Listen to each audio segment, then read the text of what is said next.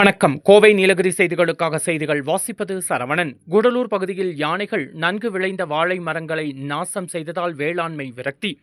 3 மாத உழைப்பு ஒரே இரவில் அழிந்தது. வேளாண் குடும்பங்கள் வேதனை.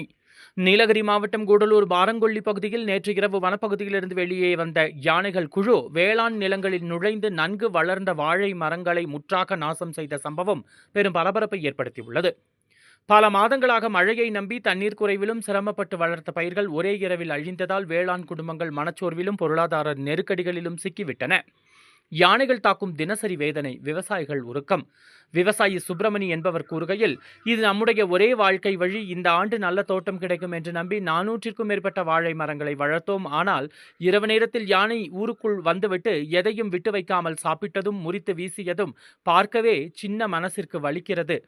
மற்றொரு விவசாயி இது பற்றி தெரிவிக்கையில், இது சாதாரண வாழை மரம் இல்லை. இந்த முறை நல்ல மாதிரி விளைச்சல் கிடைக்கும் என்று எதிர்பார்த்தோம். சந்தைக்கு கொண்டு செல்லும் 3 நாட்கள் முன்பே யானைகள் அழித்து விட்டது. எங்களை பார்த்த யாராவது வருத்தப்படுவார்களா? வனத்துறையிடம் எதிர்ப்பு. பாதிக்கப்பட்ட விவசாயிகள் வனத்துறையிடம் இதுகுறித்து புகார் அளித்துள்ளனர். ஆனால் எல்லாமே காப்பாற்ற முடியாது, இது யானைகளின் இயற்கை நடைபாதை என்று அதிகாரிகள் பதிலளிக்கிறார்கள் என்று விவசாயிகள் வேதனை தெரிவிக்கின்றனர். இழப்பீடு கிடைக்கும் நிலைதான் உள்ளதா? பொதுவாக விலங்குகள் சேதப்படுத்தும் பயிர்களுக்கு அரசு மற்றும் வனத்துறையின் சார்பில் இழப்பீடு வழங்கப்படும் என்றாலும் அந்த பணம் வர எத்தனை மாதங்களாகும்? இழப்பை ஈடு செய்ய முடியுமா என்று விவசாயிகள் கேள்வி எழுப்புகின்றனர். யானைகளுக்கான அடர்ந்த பாதைகள் இல்லாததே காரணமா? பழைய யானை நடைபாதைகள் குறைவாகிவிட்டதாலும் சுற்றுச்சூழல் மாற்றத்தாலும் வனப்பகுதியில் உணவு பற்றாக்குறையால் யானைகள் ஏராளமான நேரங்களில் மனித குடியிருப்பு பகுதிகள் மற்றும் விவசாய நிலங்களை நோக்கி செல்லும் நிலை உருவாக்கியுள்ளது. கூடலூர் பகுதியில் இது தொடர்ந்து நிகழும் பிரச்சனையாக மாறியுள்ளது.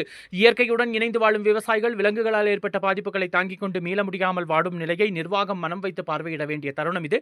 விவசாயத்திற்கு நம்பிக்கை கொடுக்க வேண்டிய நேரத்தில் யானைகள் சேதம் கூறும் பயிர்களுக்கு உடனடி இழப்பீடு, தடுப்புச்சுவர், யானை நடைக்கோழி மேம்பாடு போன்ற அடிப்படை நடவடிக்கைகளை தீவிரமாக மேற்கொள்ளப்பட வேண்டும் என்பது இப்பகுதி மக்களின் ஒரே கோரிக்கையாக உள்ளது.